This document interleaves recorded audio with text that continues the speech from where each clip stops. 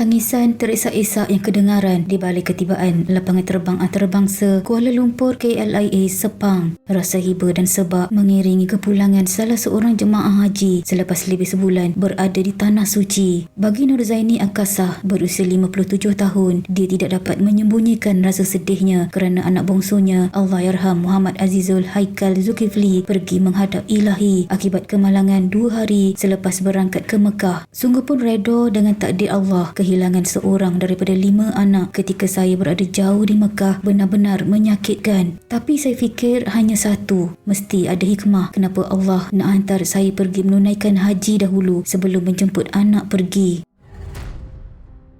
Segalanya berjalan lancar di Tanah Suci, tapi masa nak balik saya fikir macam mana sekarang. Seorang anak dah tak ada. Perkara pertama saya buat selepas solat sekembalinya ke tanah air adalah menziarahi kuburnya. Menahan sebab Nurzaini menyifatkan arwah yang berusia 19 tahun dan lebih mesra dengan panggilan adik atau Haikal sebagai anak yang sangat mendengar kata. Dia murah dengan senyuman. Dia tak pernah tinggi suara dan terlalu menjaga tutur kata. Dia sangat menjaga lidah, tak nak menyakiti hati sesiapa. Ada yang tanya kenapa dia lebih suka berdiam. Dia kata hanya cakap perkara yang perlu. Dia begitu menjaga akhlaknya. Ujar wanita itu yang berasal dari Felda Bukit Batu di Kulai Johor. Menurutnya, yang pulang dari Tanah Suci, arwah anaknya dididik dengan sifat rajin ke surau sejak kecil, termasuk melaungkan azan setiap kali masuk waktu solat.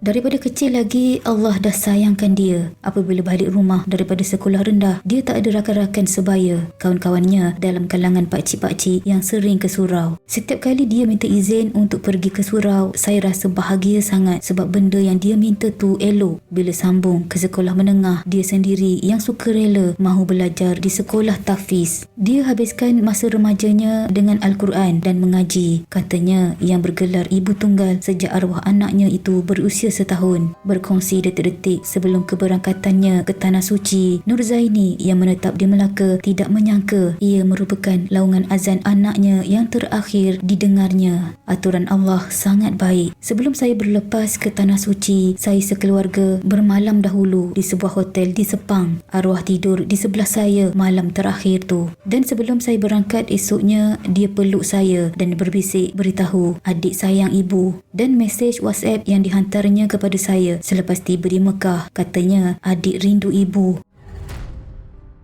Nurzaini yang merupakan kerani di sebuah bank akui sebab setibanya di Raudah yang terletak di kawasan Masjid Nabawi yang turut menempatkan makam Rasulullah sallallahu alaihi wasallam, dia berpesan apabila sampai di Raudah ke makam Rasulullah, sampaikan salam untuknya. Di Raudah di depan Multazam, saya berdoa agar Allah Subhanahu wa taala kirim bidadari syurga untuk menjaga Haikal apabila dia pergi. Terlalu ramai yang menyayanginya dan mengiringi hingga ke pusara. Saya redha walaupun kadang-kadang rindu yang tiada penghujungnya.